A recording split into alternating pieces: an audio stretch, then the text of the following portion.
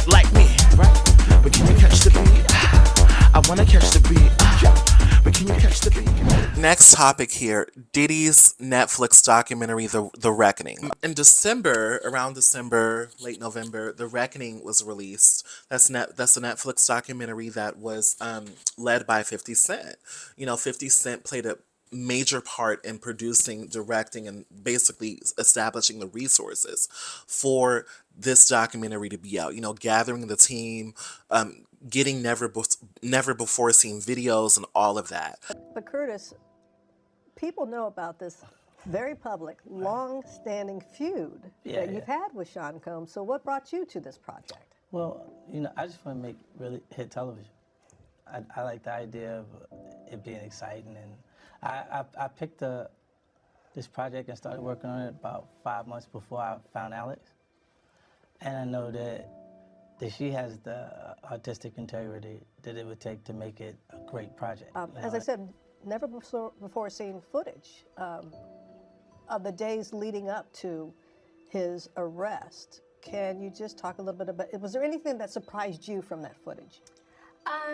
The footage, well, I mean, I think it's rare to find someone who's being, you know, talked about all over the country. You know, all eyes were on him, you know, so to speak. And it was really interesting to see his last days of freedom, you know, and what was sort of important to him. Obviously, you know, there's phone calls with his attorneys, you know, with his team. It was also just interesting to see how laid back he was at times. But, you know, the footage also, in the footage, we also see how he's getting incoming, you know, lawsuits are dropping, and to get his real-time perspective on that was sort of jaw-dropping when we first got our eyes on the footage. Was there anything that surprised you when you were watching the footage? No, it didn't surprise me at all. Because you've known him? Yes, those behaviors, and I think it was surprising that he actually filmed it. Yeah, and I want to ask about that, because how did you go about getting the footage? And do you know the intent of the videographer, why he or this person took the footage? She's a journalist, right? Yeah. So she's not going to reveal her sources, so you don't have to reveal that. They consider a pre-existing beef, right? For 20 years, right? It's me being uncomfortable with him suggesting that he takes me shopping, or I looked at it like it was like a tester. Like, maybe you'll come play with me type of thing, right? And it's not personal. If Sean Combs watches this, what do you think he's going to feel? Like, wow, this is amazing. I think he's going to say this is the best documentary I've seen in a long time. How did you get that footage of Diddy? I figured most journalists would not disclose their sources. Does he know y'all have this in the doc? I would doubt he knows. So when this airs, that'll be the first time that his legal team, Diddy, that everybody knows that this footage is now seeing the light of day. Perhaps. Combs' team firing back in a statement to NBC News, saying the Netflix so-called documentary is a shameful hit piece and that they relied on stolen footage that was never authorized for release. His team sending a cease and desist to Netflix. Before I get into this Diddy documentary, The Reckoning situation, I just want to give my take on it. I did watch it. I watched it over Christmas break. And, I'm going to be real with you. When it first came out, I didn't want to watch it because, you know, I was watching the trial. I was paying attention to the trial all 2025 when it was happening.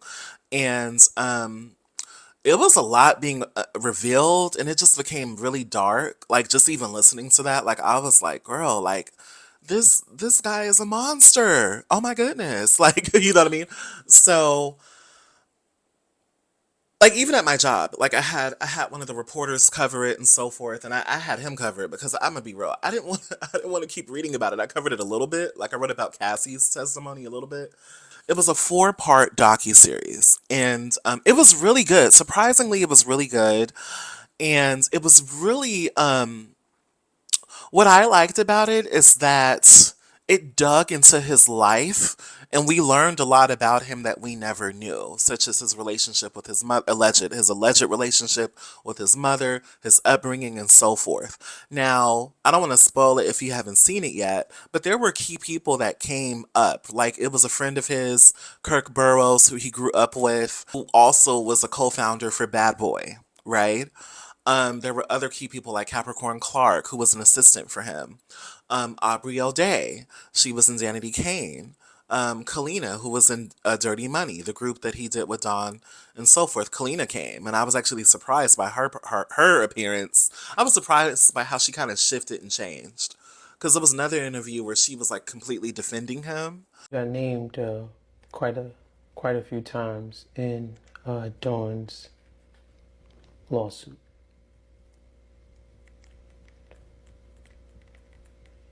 I'm assuming there wasn't a conversation beforehand. No. No. What was it like finding that out when you woke up? I was angry. I was pissed. You know, I'm feeding my frogs, dude. Like, you know, I'm working on my project. I'm at the end of it. And I'm just like waiting on my time, and I'm like just talking to God and like learning his voice, and then all of a sudden it's like a rip shot. Cause Dawn knows me, and she know that all she ever had to do if something was going on was to say something, and it would have been on. Like Donkey Kong, like talking about. We would have jumped that, we would have out of there, or whatever. But that wasn't the case. Like, she never, to be honest with you, though me and Puff garnered a closer relationship, going into it, Dawn and Puff were closer. They had rapport. So, Puff can be mama a little bit, like little catty. So, I just always thought that for his protection, possibly he could have been like just keeping distance between everybody. That's the thing, right? And it's a control thing as well. So I just thought maybe it could be that. But I think more than anything, it was more like it was literal competition though. Like she literally looked at me like a threat. And like I possibly Cassie. love her to death, naive, like getting high. She likes partying. She liked that. That was the thing. Speaking of the after party. I don't know. Don't talk about no baby oil, man. Like, I still use baby oil. Y'all need to get into it. Like, yeah, put it, yes, it's a good thing. It is. It's great. I love it. They did, though. So they basically denied Puff's bail because he called me 56 times. So I feel really bad because I feel like... He called you, yeah. But my called me, I will get in court and stand up for my if I need to, because it would be no different if it was you and me. What's your relationship like with Dawn? I don't fuck with Dawn like that. And I'm gonna fucking stand on business. I didn't see that. What I saw was what the fuck is going on with you because you acting weird. You're a weird bitch, is what I see. That came out on YouTube, and I forgot. I think it was with Breakbeat Media, I think.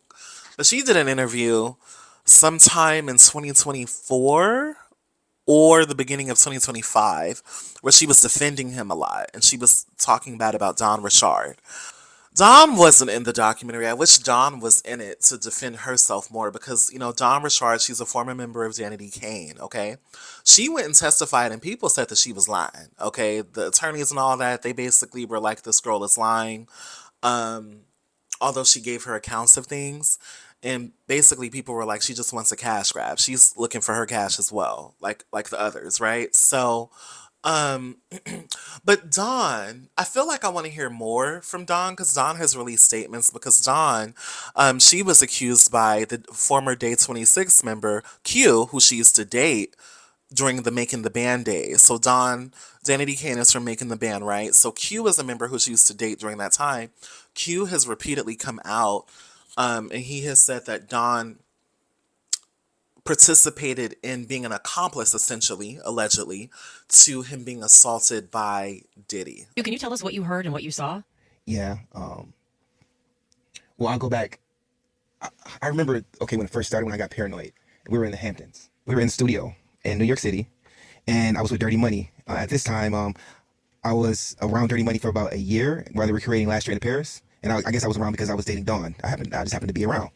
So Diddy's like, I think he was very, very high. He's like, we're gonna go to the Hamptons. He was like, we're gonna go stay the night there, and you guys want to come? And it felt very weird because this energy just felt so weird. You know what I mean? It was friendly high. You know what I'm saying? Like a friendly invitation to something. He wasn't usually like that? No, he's never invited all of us to one of his houses. So we get before we get to the Hamptons, they're like speeding in these black SUVs on the expressway very, very fast. Like they were in a rush to get to the Hamptons. We get to the Hamptons and we walk through the house and we arrive in the backyard near the pool. And my ex at the time, which was Dawn, she gave me an ecstasy pill. And she said, is that what she said it was? Yeah, she said it was ecstasy, and she said it was from Puff to give to me. And it was red. And I took it because I thought I was going to get freaky with my girlfriend. You know, we tried ecstasy before, and I trusted her that's what it was. He gave her 2 of them. I took mine. Within like 20 minutes, I knocked out and blacked out. Yeah. I woke up in the twins' bedroom in the basement, and I woke up out of my sleep screaming very, very loud. Who are the twins? I don't know their names. You're talking about Diddy's Diddy's daughters? twins. Okay. Yeah, Diddy's twins. His girls. Yeah, I woke up in their bed.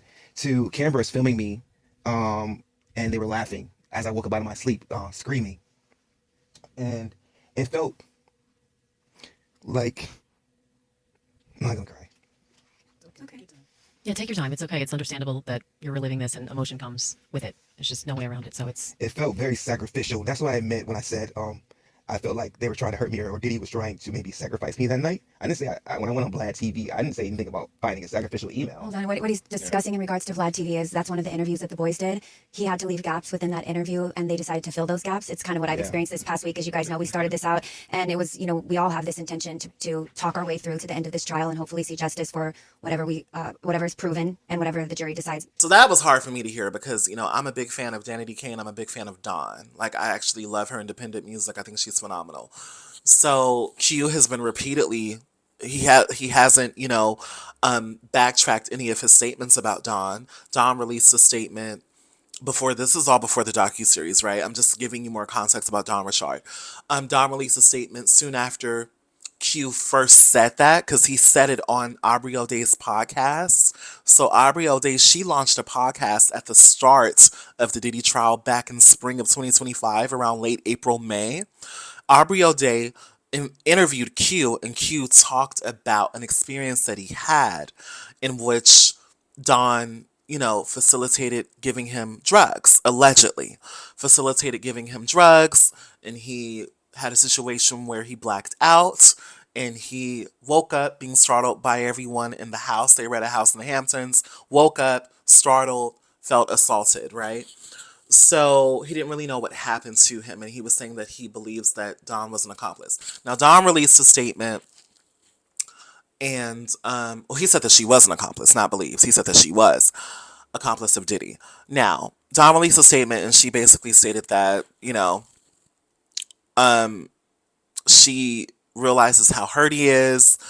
She completely denied the allegation. And actually, let's just read Dawn's statement now, because with this type of stuff, we have to be very careful and caring, because these are a lot of serious allegations against people. We got people over here being accused of SA and drugging people. We're going to get back to Diddy in a second. But Dawn, I'm bringing up Dawn because I just really want to briefly address this here. Here's her full statement. She put, "I want to be unequivocally clear. I have never drugged anyone, nor have I ever given anyone pills to take. The suggestion that I did so is categorically false.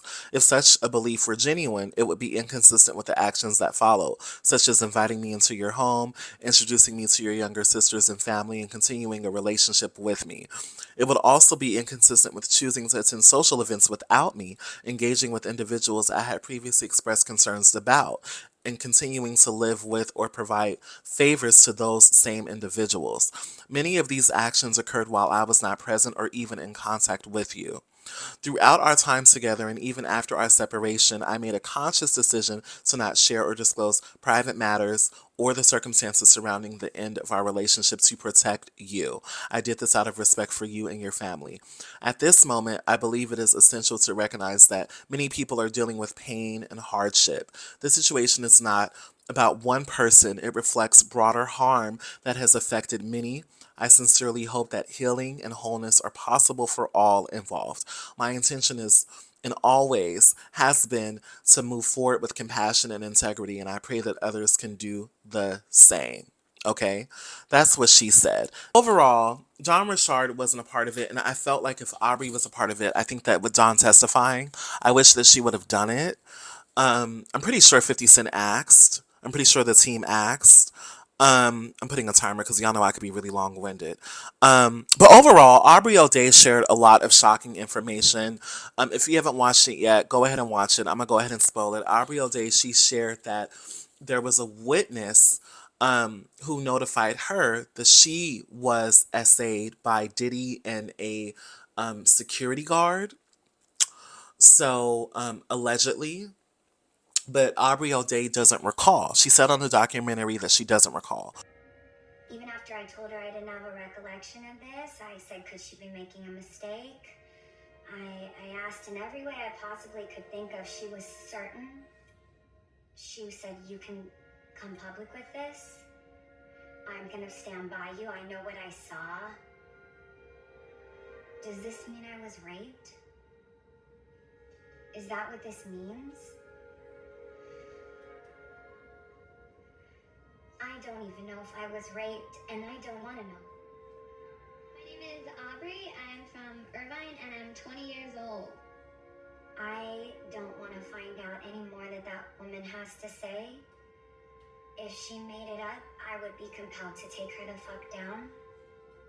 And you realize the burden that puts on my soul for the past year, which is, if I expose one person who's got a civil lawsuit, that gives Diddy and his legal team credit to take down everybody else as potential liars.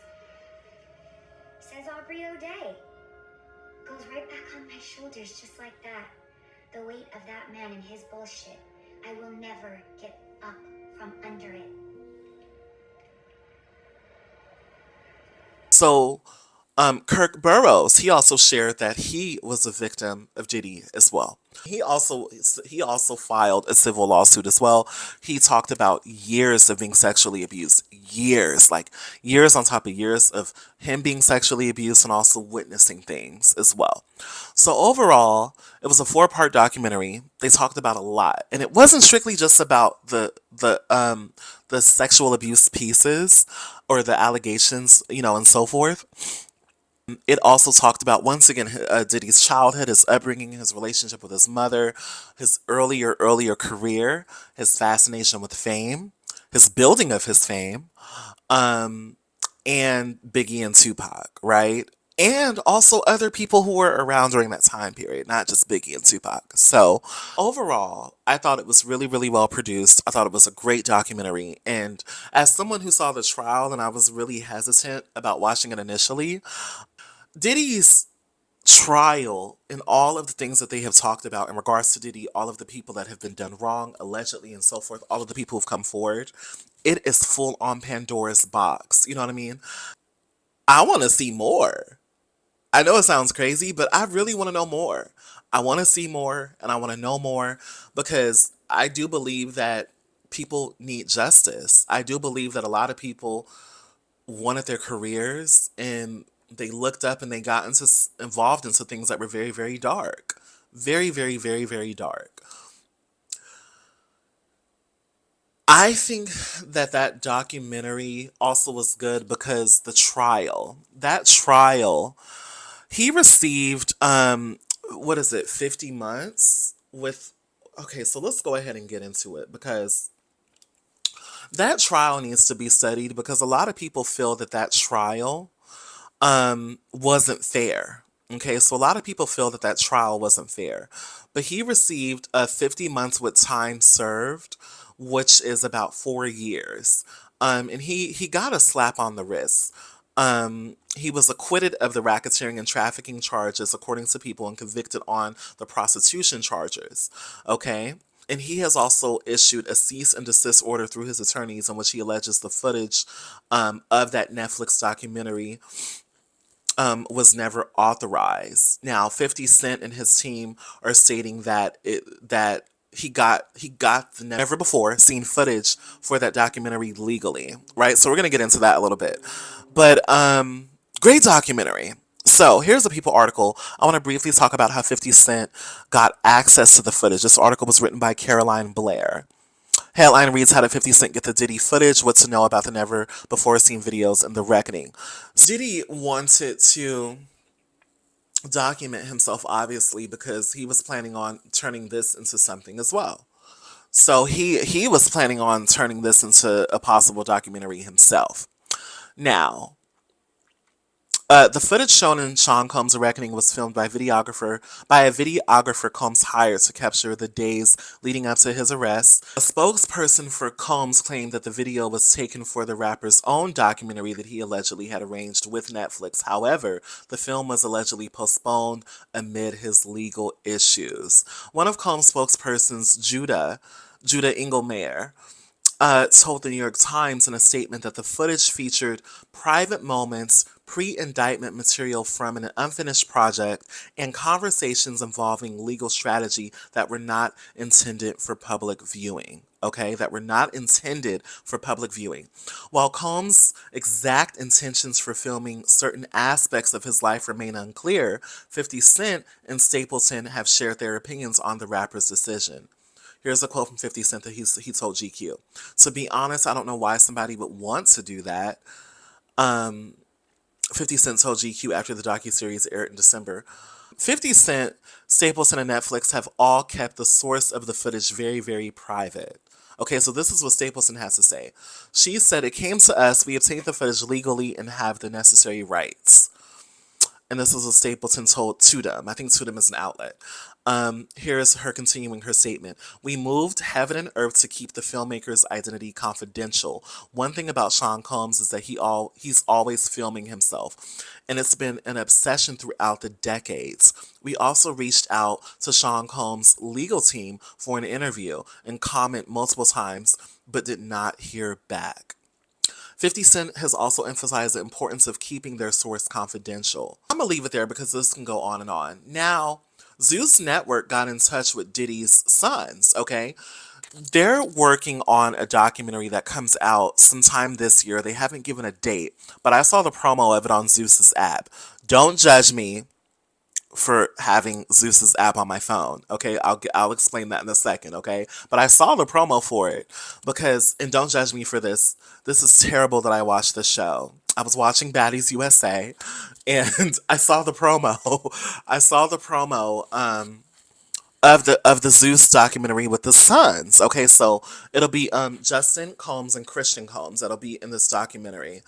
They're gonna star in this docuseries, and basically they are gonna address their disgraced father's trial and conviction. And this is according to People magazine, but I did see the promo. So Justin Combs and Christian King Combs appeared in a new trailer for a docuseries. The series will seemingly address the Diddy trial, the conviction and the sentencing, and it will come out in 2026. Now, we all know that Diddy was sentenced to 50 months in jail in October of 2025. The music mogul was convicted on 2 prostitution-related charges only, and he was acquitted for all other charges of racketeering and other things, okay? That trailer came out on Sunday, December 28th. Yeah. And there in the trailer, there is footage of him talking to his sons, right? So now his sons have also been pulled, and there have been allegations about both of his sons as well. So, this situation has been very, very sticky.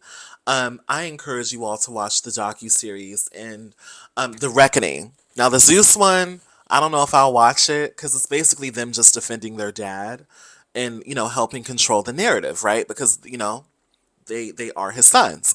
But, I encourage you to watch The Reckoning because it gives both sides in the sense of you get to understand Diddy and who he is. And there are people who are mildly defending him, kinda. There are people who aren't. You get me? So, but I do think with understanding how he grew up, that's more of his side of it. And also it includes him denying, right? him denying all of the allegations as well and showing that on camera, in the hotel room. So that's why I'm saying it gives both sides in that way. Um, a really moving docu-series. Anyways, drop down below if you watched it. Let me know what you think. Let's go ahead and move on to our next topic.